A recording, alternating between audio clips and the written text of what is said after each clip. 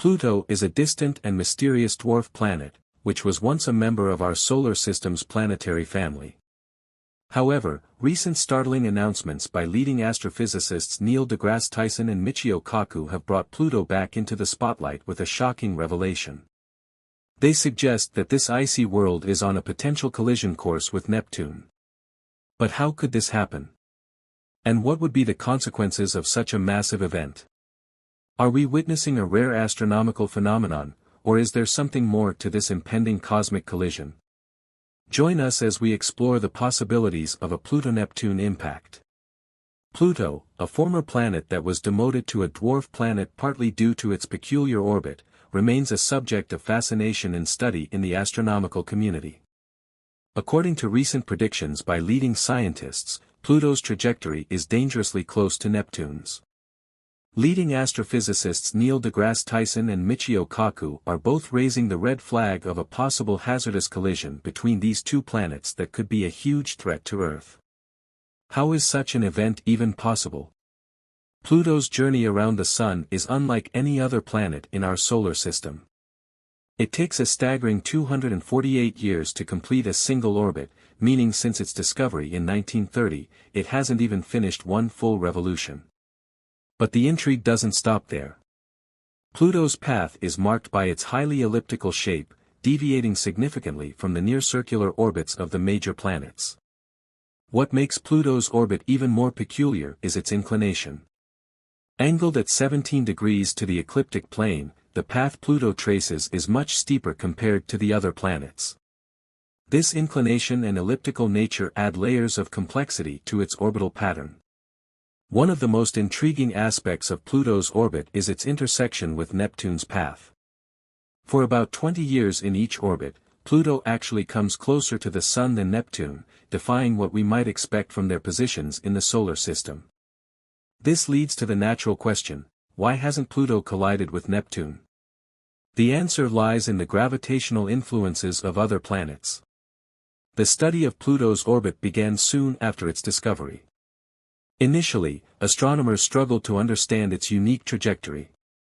Unlike the other planets, whose orbits lie relatively close to the ecliptic plane, Pluto's path stood out with its steep inclination and elliptical shape.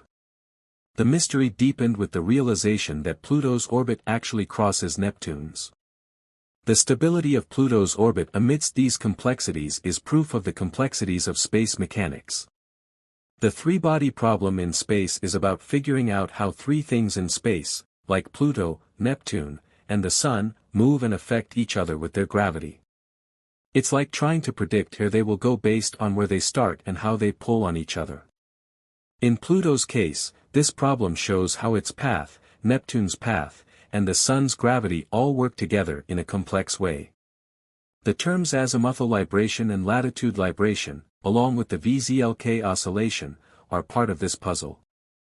According to astrophysicists, what's keeping all planets in their orbits is azimuthal libration. In the context of Pluto and Neptune, this term means that whenever Pluto crosses Neptune's orbit, it's positioned at least 90 degrees away from Neptune. This spatial separation is crucial in preventing their paths from colliding. Latitude libration, on the other hand, refers to the vertical movement of a celestial body in its orbit. For Pluto, this means that when it comes closest to Neptune or any other giant planet, it's situated significantly above their orbital plane, providing an additional layer of protection from potential collisions. Another crucial component in this equation is the VZLK oscillation. This is named after three scientists, von Zeipel, Lidov, and Kozai, who studied how things move in space. It's about how three space objects, like Pluto, Neptune, and the Sun, pull on each other with their gravity. This pulling affects how they move. In Pluto's case, VZLK helps us understand why its path around the Sun is so unusual. Even though Pluto's path seems all over the place, this oscillation helps keep it moving smoothly for a long time. The VZLK oscillation shows that even if things in space seem wild and random, some patterns and rules keep everything in order. All of these components help keep Pluto's orbit stable, making sure it doesn't crash into Neptune or get thrown off course. This three-body problem helps in understanding how these paths change because of the way these space objects pull on each other. Studying this helps us learn about Pluto and our solar system and distant worlds and their stars. Numerical simulations in the late 1980s revealed that despite these stable properties, Pluto's orbit is technically chaotic, with minor deviations in initial conditions leading to significant differences over millions of years. However, these unique properties of Pluto's orbit have been found to maintain stability over incredibly long timescales, effectively keeping the chaos at bay. Recent computer tests have helped us understand how the big planets like Neptune, Jupiter, and Saturn affect Pluto's path around the Sun. Neptune has a special connection with Pluto, where for every 2 rounds Pluto makes around the Sun, Neptune makes 3. This connection helps keep Pluto's path steady. But Neptune isn't the only one helping. Jupiter's gravity also plays a big part in keeping Pluto's orbit safe and stable, and Saturn helps a bit too. These tests show that Jupiter's gravity alone is strong enough to make sure Pluto stays on a stable path for a really long time, even billions of years. So, it's like Neptune, Jupiter, and Saturn are all working together to make sure Pluto keeps moving safely in space without running into trouble. These phenomena are essential in the context of the universe for maintaining the order and predictability of space bodies' movements. Without these mechanisms, the solar system as we know it would be a place of much greater chaos and unpredictability. Bodies like Pluto could potentially collide with others or be ejected from their stable paths, leading to a domino effect on other celestial bodies. For Pluto, especially with talks about it possibly crashing into Neptune in the future, understanding its orbit is really important. This gives us a clearer picture of the solar system's dynamic nature. The case of Pluto demonstrates how even the most seemingly unstable orbits can achieve a state of equilibrium through the complex interplay of gravitational forces and orbital mechanics. It also shows the importance of continuous observation and study of these phenomena to grasp our place in the universe better. Exploring the depths of space often leads us to confront the unpredictable nature of celestial bodies, and Pluto's orbit is a prime example of this unpredictability. The concept of orbital chaos, which refers to the sensitive dependence of a celestial body's path on its initial conditions, is vividly illustrated in the case of Pluto. This means that even slight variations in the dwarf planet's position or velocity can significantly change its long-term orbit. Using computer simulations has been super helpful for scientists to figure out how Pluto moves in space. These simulations use tricky math to mimic how Pluto and other space things, like Neptune, pull on each other. By changing little details in the simulations, astronomers can see how even small tweaks can make a big difference in where Pluto goes. Back in the late 1980s, these simulations showed something really interesting about Pluto's path. Even though it has things like azimuthal and latitude libration to keep it steady, its orbit can still be pretty wild and unpredictable.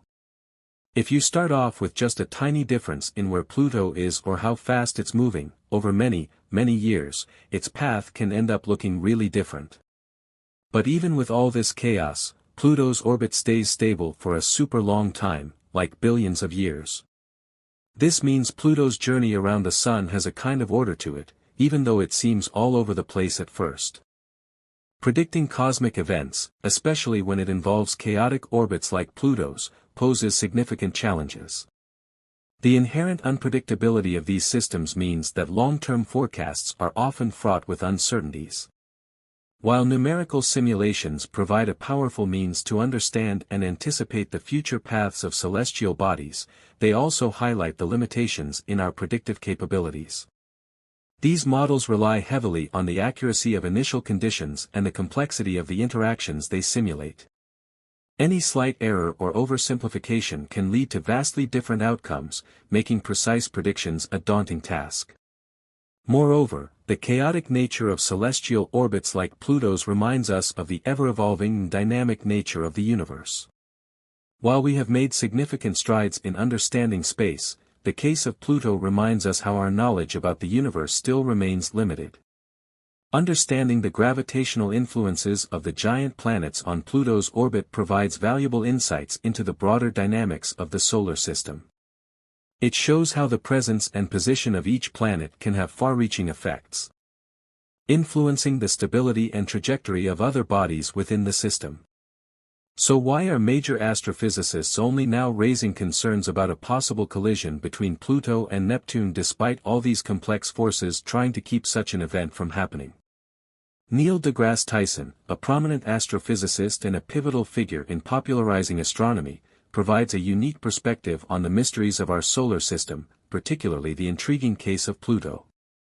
Tyson, known for his role in the reclassification of Pluto from a planet to a dwarf planet, offers insightful commentary on the evolving nature of celestial mechanics and the public's fascination with the unknown realms of space. Tyson's stance on Pluto's reclassification is rooted in the ever-expanding knowledge of our solar system. He views the reclassification as not a demotion but a necessary adaptation to our growing understanding of the many bodies orbiting our Sun. Tyson's approach to celestial mechanics is one of continuous learning and adaptation. He sees the complexities of orbits, such as Pluto's, as a reminder of how much there is still to discover in space. The intrigue of these unknowns, according to Tyson, is what makes astronomy so captivating. Furthermore, Tyson keenly knows how space events and discoveries shape public interest in astronomy. He believes that events like Pluto's reclassification or its orbit's peculiarities are opportunities to engage the public's imagination and curiosity about the universe. By discussing the dynamic and sometimes counterintuitive nature of space mechanics, he opens up a window for the general public to appreciate the wonders and mysteries of the universe. Alongside other scientists, Tyson is at the forefront of warning the public about the potential danger of Pluto's randomized course. After studying Pluto for many years, Tyson has raised concerns that the three-body problem might be an actual concern when it comes to Pluto, and a collision with Neptune is long overdue. Moreover, he emphasized how such a collision could completely change the universe's balance and trigger catastrophic consequences all the way to Earth. If Pluto and Neptune were to collide, it would be a rare and catastrophic event in our solar system. The collision would release an immense amount of energy, likely shattering Pluto given its smaller size and icy composition. Debris from the collision could spread across the solar system, potentially creating hazards for other planets and their moons. For Neptune, such an impact could alter its atmosphere and potentially its orbit, depending on the specifics of the collision. Michio Kaku, a renowned theoretical physicist known for his work in string theory and a popularizer of science, brings a unique perspective to this debate as well. His views on the future of space exploration and the interplay between celestial mechanics and theoretical